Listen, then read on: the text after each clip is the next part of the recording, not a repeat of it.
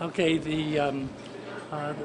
when my father first got into business in 1960, he had a partner named Ed Muffit, M-O-F-F-E-T, I think his name was. And the night before they were ready to open, they got done making things, and they made himself each a double cheeseburger. And since the condiments weren't coming in from Beaver Meats the next day, until the next morning,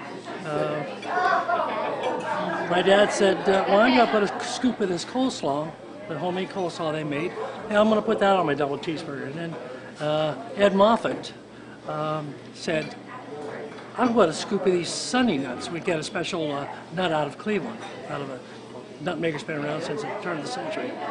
And he put a scoop of those on his, and Dad says, well, I'll try that too. So they got done, and they ate that, and Dad says, that's going on the menu. It was Nutty Ed Muffit, and they shortened it to Nutty Muffit. I'll be darned. And that's how it started, just by chance. I'll be darned. And it's been an iconic sandwich ever since. And people they're crazy. They eat it. There's so many customers that eat those Nutty Muffets. It's one of those kind of sandwiches.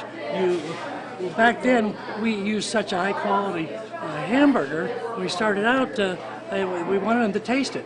And Dad says we don't want to put all this a lot of mustard and ketchup and other stuff on there. We want them to be able to taste the quality of the meat. And they had, besides doing that, then they wanted to have a sandwich that was their signature, and that ended up being more than that.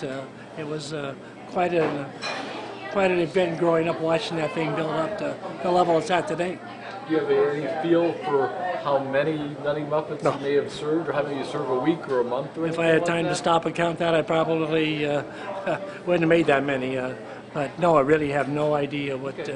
But that it's people order them. I think the biggest order we ever had was like 60.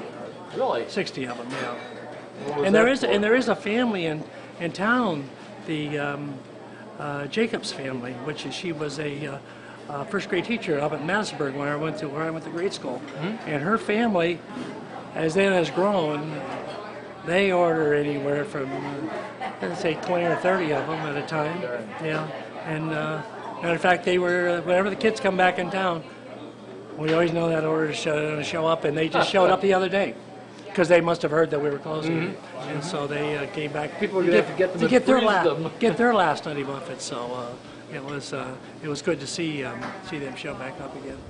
Yeah. Very good. Okay. Thank you for the story. That sure. Was great. It's a piece of county history. How long have you been coming to Bishop's? About 42 years altogether since they were in Wooster.